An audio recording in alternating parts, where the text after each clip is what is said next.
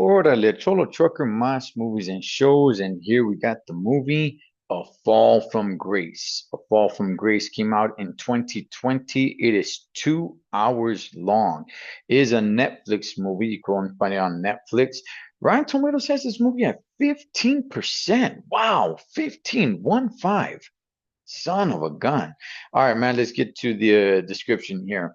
When a woman is indicted for murdering her husband, her rookie lawyer believes there may be a conspiracy at play. Okay. All right, there's a Tyler Perry movie. I'm not really big into the Tyler Perry movies, man. Um, this one here, wow, Rotten Tomatoes has it at 15%. Okay, this is a good, bad movie. Let me explain. The story itself, it's a good story, and there's a lot of good hidden gems in there for to keep you interested. Like, oh man, so what's going on? What's gonna happen next, right? The suspense and the storytelling is really good. Gosh, man, you feel bad for Grace. You do. You're like, good gosh, man, I feel so bad for this lady, right?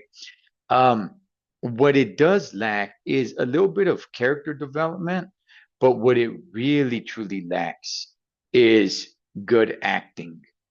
Um, the main character, which is not Grace, well, I mean, she's one of the main characters, but her public defender, gosh, man, she's just not a good actress. Neither is the one that played her husband.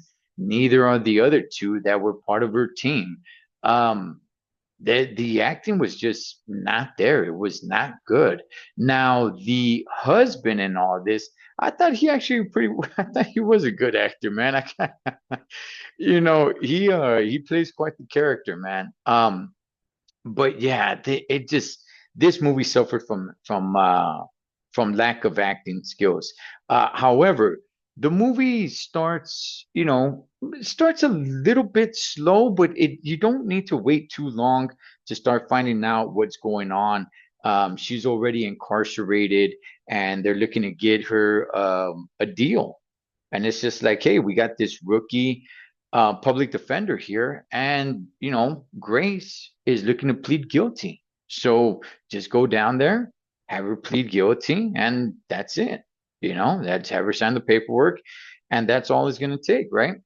And as she goes down there, she starts talking to Grace, which Grace is looking to plead guilty. She starts realizing, like, you know, there may be something more here. There's something I think I can do for you, or she just, starts feeling something. And then also a little bit of pressure from some of her coworkers, where it's like, hey, this woman, she's not a murderer. She's not a murderer the way they're portraying her to be. I mean, they're going to give her life. And the public defender, she starts feeling that and starts wanting to dig and starts wanting to get the story out of Grace. This was supposed to be an easy signature, and that's it. That's all she wrote, right? Um, but in reality, this becomes a whole fiasco because it's like, no, no, there's something here. There's something here. I think I want to do something about this, right? So basically, convinces Grace that, like, no, let's tell your story, right? Like, you're just looking just to plead guilty and get locked up for the rest of your life. Like, let's tell your story because we might have a shot here. We may have a shot to get you out of this. And look, it's a good story.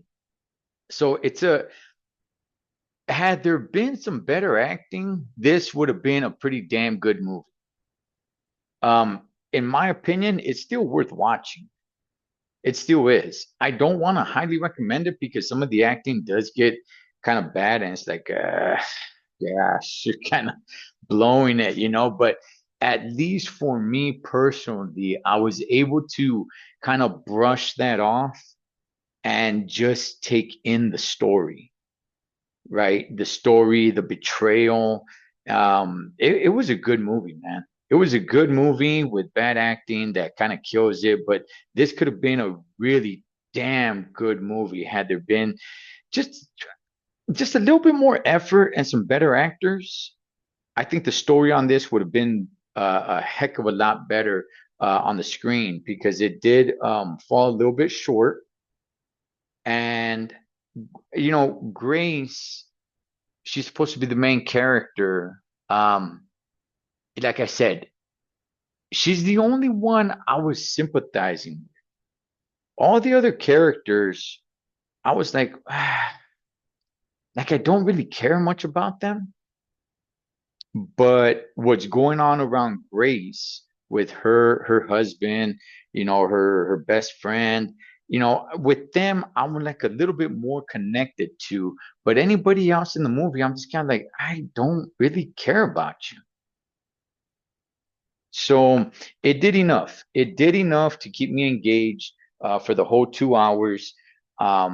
I did not fall off the movie, but it gets a little bit rough to watch at times just because the acting is a little bit bad and they dropped the ball in a couple of scenes where it's just kind of like, ugh, that scene could have been done a much better and it would have really elevated the movie. But nonetheless, look, if you got time, if you got time, I'm not gonna highly recommend this movie or anything of that sort. But if you got 2 hours to kill, all right, then go ahead and check it out. A Fall from Grace on Netflix. Cholo Trucker, Moss Movies and Shows. Catch you guys on next one.